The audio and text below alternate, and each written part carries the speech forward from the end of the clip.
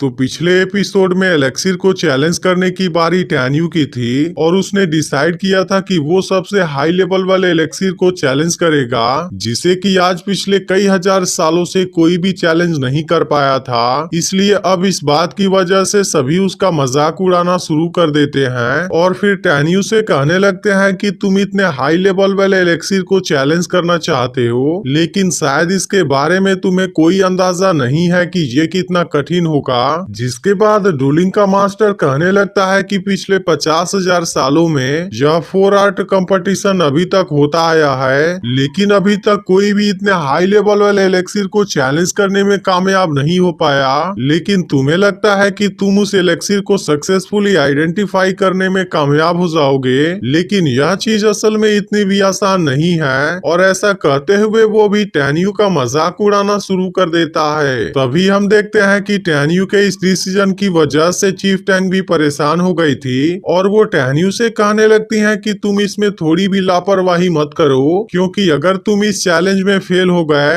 तब उस कंडीशन में हम उसके नुकसान को किसी तरीके से भरपाई नहीं कर पाएंगे, क्योंकि अभी तो हमारे पास में उतने पॉइंट भी नहीं है। इसके अलावा अब चीफ म्यूरोंग भी टैन्यू के ऊपर गुस्सा होने लगती है और फिर टैन्यू से कहने लगती है कि 4 आर्ट कंपटीशन ऐसी जगह नहीं है जहाँ की फेल होने पर केवल तुम्हारे ऊपर ही धब्बा लगेगा, बल्कि तुम्हारे एक गलती की वजह से हम सभी को इसका सजा भुगतना पड़ेगा। इसलिए हम सभी तुम्हारे साथ में इसे शेयर करने के लिए रेडी नहीं है। अब इस बात की वजह से टैन्यू भी थोड़ा सा परेशान हो जाता है, क्योंकि उसे समझ में नहीं आ रहा था कि वो इनको कैसे समझाए। और इसके अलावा मिस विंग को भी अब इसके बारे में चिंता होने लगी थी, इसलिए वो टैन्यू से कहने लगती है कि यह कंपटीशन हमारे लिए एक बहुत बड़ी बात है, जिसकी वजह से तुम्हें इसमें कोई भी डिसीजन लेने से पहले उसके बारे में ध्यान से सोचना होगा। लेकिन तभी हम देखते हैं कि मास्टर तेनताई टैन्यू के सामने आते हैं और फिर उससे पूछते हैं कि क्या तुम्हें पूरा यकीन है कि तुम इसे कंप्लीट कर पाओगे। तब उनकी यह बात सुनकर टैन्यू उनसे कहता है कि मैंने तो आपको पहले भी बताया था कि मेरे मास्टर ने भी मुझे एलेक्सिर के बारे में थोड़ा बहुत बताया था, जो कि मेरे हिसाब से एटर्नल इमोर्टल सेक्ट और डिवाइन सोल इमोर्टल पैलेस के इन दोनों जीनियस को हराने के लिए आवश्यकता से ज्यादा है। अब इस बात की वजह से डूलिंग और इयन टैन्यू के ऊपर गुस्सा करते हैं, क्योंकि वो ऐसा बोलकर सबके सामने इनकी बेइज्जती कर रहा था। लेकिन अब टैन्यू के इस बात की वजह से मास्टर तेनताई और बाकी लोग इसके बारे में सोचने लगते हैं, जिसमें से चीफ टैंक सोचने लगती है कि केवल होली लेवल के ऊपर वाला मास्टर ही इस एलेक्सिर को पहचान सकता है। लेकिन असल में टैन्यू तो अभी बहुत यंग है और अभी उसके पास में केवल 9th लेवल वाली फीटल सोल रिल्म की कल्टीवेशन है, जिसकी वजह से इस बात का कोई भी चांस नहीं है कि वो एक सेंट रैंक वाला ग्रैंड मास्टर है। लेकिन इसके अलावा मिस विंग को भी इन सब के बारे में चिंता हो रही थी, क्योंकि असल में इतने हाई लेवल वाले एलेक्सिर को रिफाइन करने में बहुत सारे एलेक्सिर यूज होते हैं, जबकि टैन्यू को इसके बारे में बताने के लिए केवल 10 ब्रेथ का टाइम मिलेगा। इसलिए इतने कम टाइम में इनके बारे में बता पाना बहुत ही ज्यादा मुश्किल है। लेकिन तभी हम देखते हैं कि मास्टर तेनताई भी टैन्यू के इसी डिसीजन के बारे में सोच रहे थे और फाइनली वो इस रिस्क को लेने के लिए रेडी हो जाते हैं, क्योंकि आखिरकार इनका हुआंगफू क्लैन पिछले 10,000 सालों से लगातार हारते आया है। इसलिए मास्टर तेनताई कहते हैं कि इसके अलावा हमारे पास में हारने के अलावा कुछ नहीं है, जिसकी वजह से वो टैन्यू को ऐसा करने का परमिशन दे देते हैं। अब मास्टर तेनताई की यह बात सुनकर टैन्यू इसके लिए उनको थैंक यू बोलता है और इसके बाद वो सबसे हाई लेवल वाले एलेक्सिर को चैलेंज करने के लिए रेडी हो जाता है। लेकिन तभी हम देखते हैं कि एटर्नल इमोर्टल सेक्ट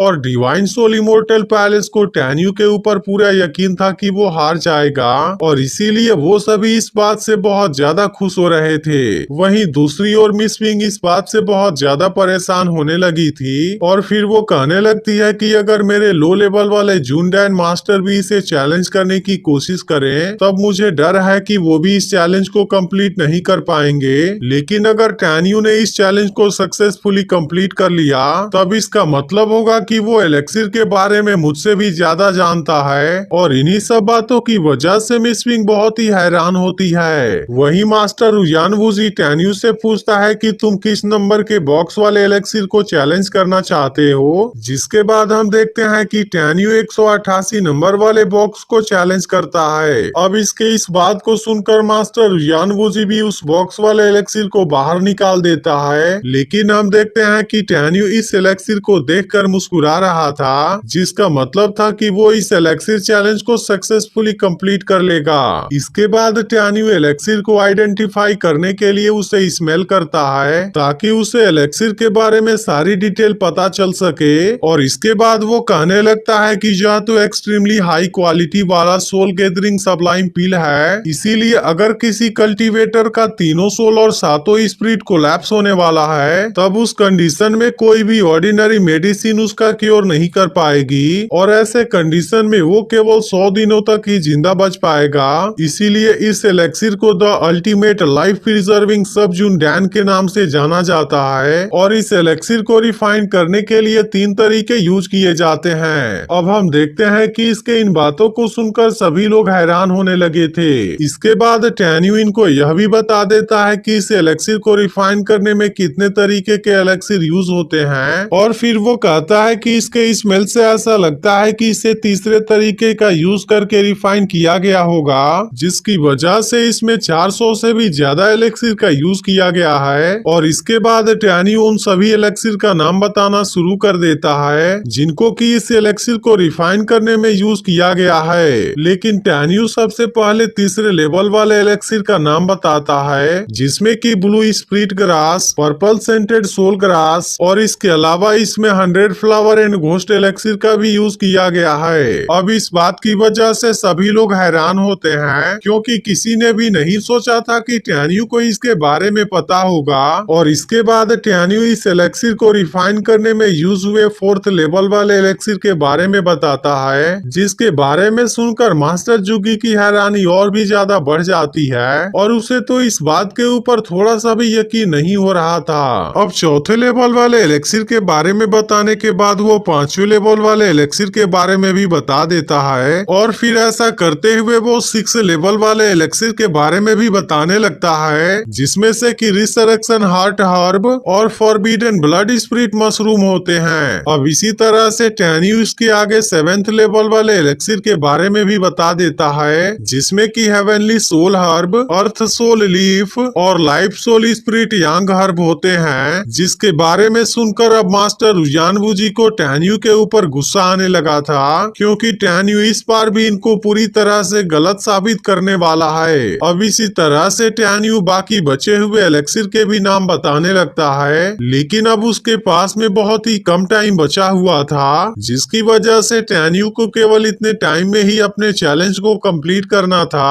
और इसी तरह से फाइनली वो इस एलेक्सिर में यूज हुए सभी एलेक्सिर के नाम को बता देता है, लेकिन हम देखते हैं कि इस एलेक्सिर के बारे में किसी को भी जानकारी नहीं थी, जिसकी वजह से मास्टर यानवुजी इसके बारे में लिखे हुए स्क्रॉल को निकालता है, ताकि इसकी मदद से वो टैन्यू के आंसर को चेक कर सके। लेकिन यह देखते ही मास्टर तेनताई कहते हैं कि तुम इसे केवल अकेले नहीं देख सकते, जिसके बाद मास्टर यानवुजी भी इसके बारे में सबके साथ मिलकर देखने का डिसाइड करता है, और इसीलिए सभी लोग एक साथ में इस स्क्रॉल को चेक करते हैं। जिसके बाद हम देखते हैं कि मास्टर तेनताई खुशी से हंसने लगते हैं, और इसका मतलब था कि टैन्यू का दिया गया जवाब बिल्कुल सही है। और फिर वो टैन्यू से कहते हैं कि तुमने सच में मेरी इज्जत को बचा लिया है। इसके अलावा अब डेनियल और मिस विंग भी इस बात से बहुत ज्यादा खुश हो गए थे, क्योंकि इस तरह से टैन्यू ने इस एलेक्सिस चैलेंज को सक्सेसफुली कंप्लीट कर लिया था। लेकिन हम देखते हैं कि मिस म्यूरोंग भी इस बात से बहुत ज्यादा हैरान हो गई थी, और उसे यकीन नहीं हो रहा था कि टैन्यू ने चैलेंज को सक्सेसफुली कंप्लीट कर लिया है। वहीं दूसरी तरफ मास्टर जुगी इस बात से बहुत ज्यादा उदास हो गई थी, क्योंकि अब टैन्यू के वजह से हुआंगफू सेक्टर का पॉइंट बहुत ज्यादा बढ़ने वाला था। वहीं दूसरी ओर मास्टर यानवुजी टैन्यू के वजह से बहुत ज्यादा परेशान हो गया था, और फिर वो सोचने लगता है कि टैन्यू से उसे जल्दी ही छुटकारा पाना होगा, नहीं तो अगर ऐसा ही चलता रहा तब टैन्यू आगे जाकर इनके लिए बहुत बड़ी मुसीबत बन जाएगा। इसके बाद हम देखते हैं कि टैन्यू भी अपने इस जीत के ऊपर बहुत ज्यादा खुश होता है। इसके बाद मास्टर यानवुजी सबके सामने अनाउंस करता है कि टैन्यू ने चैलेंज को सक्सेसफुली कंप्लीट कर लिया है, और इसकी वजह से हुआंगफू सेक्ट को इसके लिए 5000 पॉइंट पॉइंट मिलते हैं, जिसके बाद से इनके पास में टोटल 6190 पॉइंट हो गए थे। और ऐसा होने की वजह से अब हुआंगफू सेक्टर का पॉइंट सबसे ज्यादा हो गया था और अभी वो इस कंपटीशन में नंबर 1 पर बना हुआ है। इसके अलावा अभी तक डिवाइन सोल इमोर्टल पैलेस को 1670 पॉइंट मिले थे, जिसकी वजह से अभी वो इस कंपटीशन में दूसरे नंबर पर बना हुआ है। लेकिन इटर्नल इमोर्टल सेक्ट अभी तक केवल 1180 पॉइंट हासिल कर पाए हैं, जिसके वजह से वो इस कंपटीशन में तीसरे नंबर पर बने हुए हैं। लेकिन अब सियाओ अपने खुशी को ज्यादा देर तक नहीं रोक पाती और वो दौड़ते हुए आकर टैन्यू के गले लग जाती है और उससे कहने लगती है कि तुम बेस्ट हो। लेकिन वहीं दूसरी तरफ रोक्सी थोड़ी सी परेशान नजर आ रही थी और वो कहने लगती है कि शुरुआत में इनर सेक्टर के सभी डिवीजन के चीफ ने